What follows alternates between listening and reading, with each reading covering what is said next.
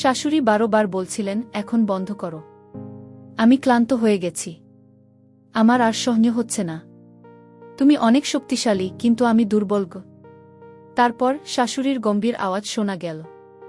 এরপর আমি যা দেখলাম সেটা শুনলে আপনার শরীর কেঁপে উঠবে। কারণ আমার শ্বশুরবাড়িতে আসার আজ 4 দিন হয়ে গেছে। প্রথম দিন থেকেই আমি তাদের দৈনন্দিন রুটিন পর্যবেক্ষণ করতে শুরু করি। আমার স্বামী রাতে দুধ পান করতে পছন্দ করেন। তিনি আমাকে বলেছিলেন রাতে 1 গ্লাস দুধ তার ঘরে নিয়ে যেতে হবে। কিন্তু আমার ভুলো মনের কারণে আমি এই 4 দিনে একবারও দুধ নিয়ে যেতে ভুলে গিয়েছিলাম।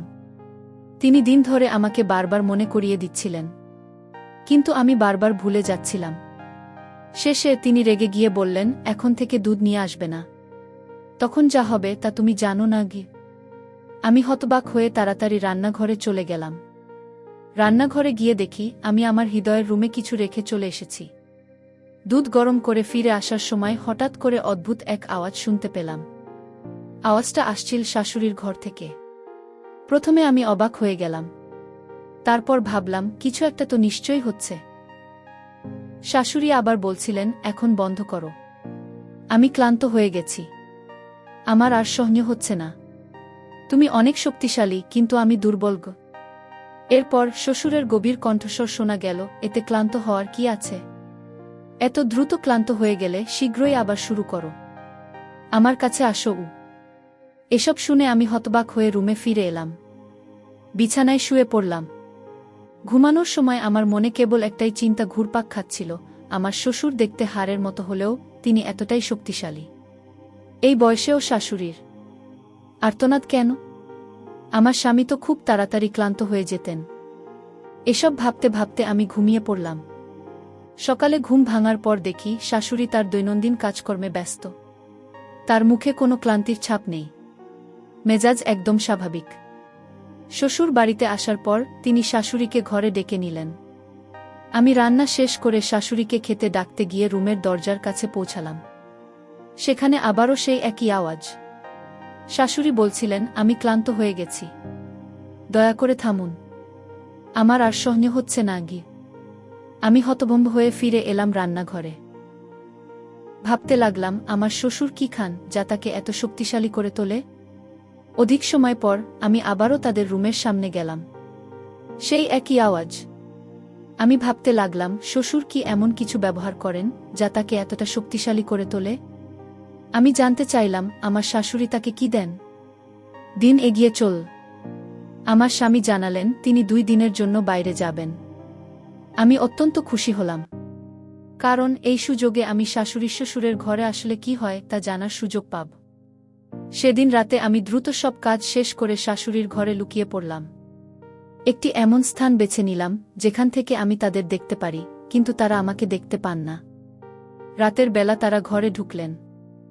আমার খুব ঘুম পাচ্ছিল, কিন্তু তাদের দেখার আগ্রহে আমি ঘুমের বলিদান দিলাম। অবশেষে আমার অপেক্ষার অবসান হল। আমি যা দেখলাম তা আমাকে সম্পূর্ণভাবে হতবাক করে দিল। তারা একটি নতুন ব্যবসার পরিকল্পনা নিয়ে ব্যস্ত। শাশুড়ি ও শ্বশুর একসাথে একটি নতুন প্রজেক্টের পরিকল্পনা করছিলেন। তারা কিছু নতুন ধরনের খাদ্যপণ্য তৈরির প্রস্তুতি নিচ্ছিলেন। শাশুড়ি বিভিন্ন উপকরণের তালিকা তৈরি করেছিলেন এবং শ্বশুরের সাথে আলোচনা করে কিছু বিশেষ রেসিপি প্রস্তুত করছিলেন যা তারা বাজারে তুলে ধরতে চান। তাদের মধ্যে ব্যাপক উৎসাহ এবং মনোযোগ ছিল।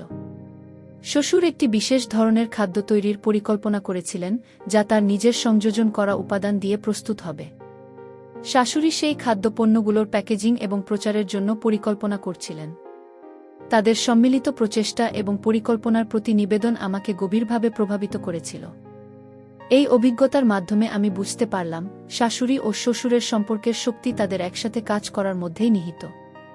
তাদের পারস্পরিক সম্মান এবং সহযোগিতা তাদের সম্পর্ককে আরও শক্তিশালী করেছে। এটি আমাকে শিখিয়েছে যে সম্পর্কের গভীরতা এবং শক্তি আসলে একে অপরের প্রতি ভালোবাসা, সম্মান এবং সহযোগিতার ফল।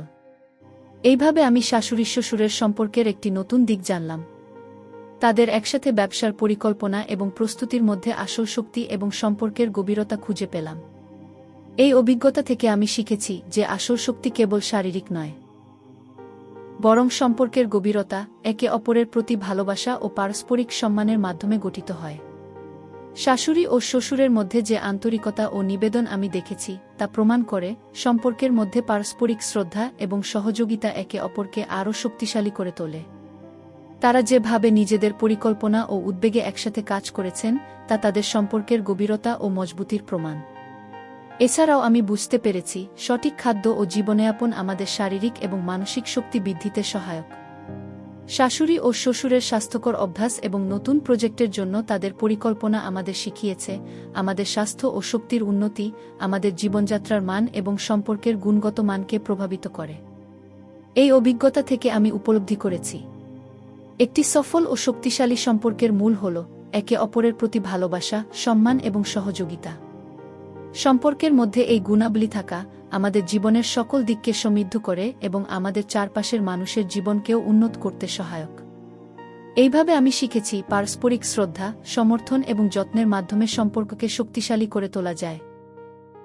এটি আমাদের জীবনকে আরও সুখময় ও সমৃদ্ধ করে তোলে। তো বন্ধুরা, এই গল্প আজ এখানেই শেষ। গল্পটি কেমন লাগল অবশ্যই কমেন্ট করে জানিও। ভালো লাগলে লাইক করো এবং চ্যানেলটি সাবস্ক্রাইব করতে ভুলো না। ধন্যবাদ।